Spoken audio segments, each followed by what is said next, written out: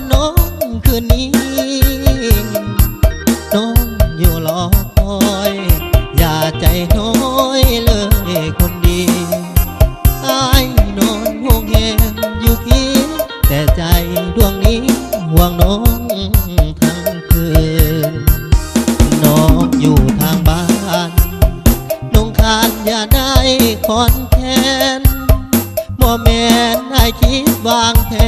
นหาทางอยากนอนค้างคืนอ้ายบ่ได้ไปทางใดให้น้องกำคืนส่วงเมาตอนเช้ามืออื่นสิเมื่อหาน้องทันใดมื้อนี้ขอนอนห่วงแหมค้างคืนย้อนบ่อยากฝ่าฝืนกดจากจนวางไว้เมาแล้วบ่ขับคำนี้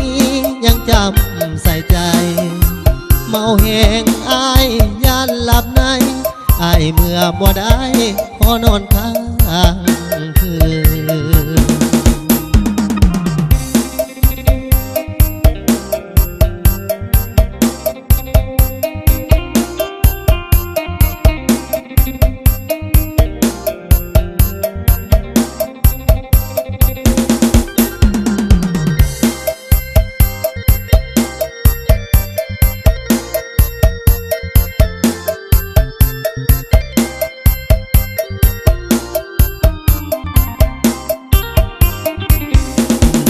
อยู่ทางบ้าน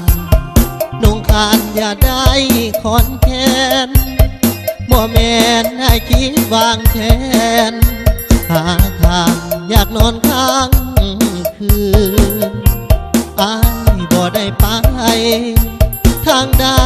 ให้น้องกำคืนช่วงเมาตอนเช้ามืออื่นสิเมื่อหาน้องทันใดมื้อนี้ขอนอนห่วงแหมค้างคืนย้อนบ่อยากฝ่าฝืนกดจากจนวางไว้เมาแล้วบ่ขับคำนี้ยังจำใส่ใจเมาแหงอ้ายยันหลับในอ้ายเมื่อบ่ได้ขอนอนค้าง